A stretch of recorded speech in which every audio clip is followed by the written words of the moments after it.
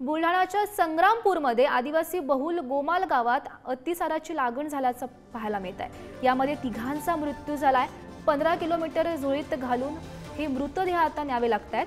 वैद्यकीय पथक गावात रवाना झाल्याचं सुद्धा पाहायला मिळते। अनेक रुग्ण जळगाव, जामोद आणि बुरहाणपूर येथे उपचारासाठी सुद्धा रवाना झालेले आहेत।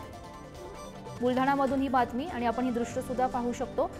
बुलढाण्याच्या संग्रामपूरमध्ये आदिवासी बहुल गोमाल गावात ही अतिसाराची लागण झाल्याचं पाहायला मिळत आहे आणि या संदर्भात अधिकची माहिती देत आहेत आमचे प्रतिनिधी संदीप वानखडे सध्या आपल्या सोबत आहेत। तर संदीप, आपण पाहतोय ही संग्रामपूरमध्ये आदिवासी बहुल गोमाल गावात अतिसाराची लागण झाल्याचं समजतंय। नेमक्या किती जणांना ही लागण झालेली आहेत आणि त्यांना नेमका काय त्रास होतोय सध्या?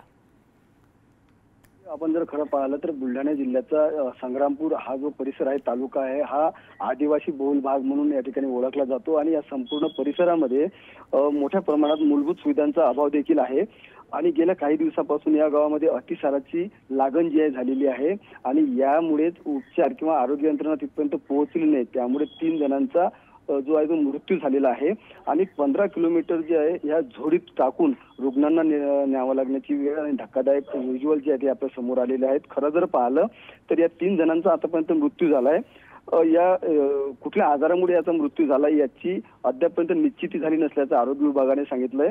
मात्र दुसरीकडे जर आपण पाहिलं तर मध्य प्रदेश आणि महाराष्ट्राच्या सीमेवर हा संपूर्ण परिसर आहे। आदिवासी बांधव या परिसरामध्ये मोठ्या प्रमाणात राहतात। एकीकडे जर पाहिलं तर स्वातंत्र्याचा अमृत महोत्सव आपण साजरा करतोय आणि दुसरीकडे अद्याप रुग्णांना आरोग्य सेवा मिळत नाहीये आणि त्यांना 15 किलोमीटर चक्क उपचारासाठी न्यावं लागतंय आणि त्यांच्यावर अंतिम संस्कारासाठी देखील या रुग्णांना 15 किलोमीटर जे आहे हे झोडीत न्यावं लागतंय असं विदारक चित्र जे आहे आता आपल्या समोर आलेलं आहे। गौरी, नक्कीच संदीप, धक्कादायक असा हा प्रकार म्हणावा लागेल। धन्यवाद दिलेल्या सविस्तर माहितीसाठी।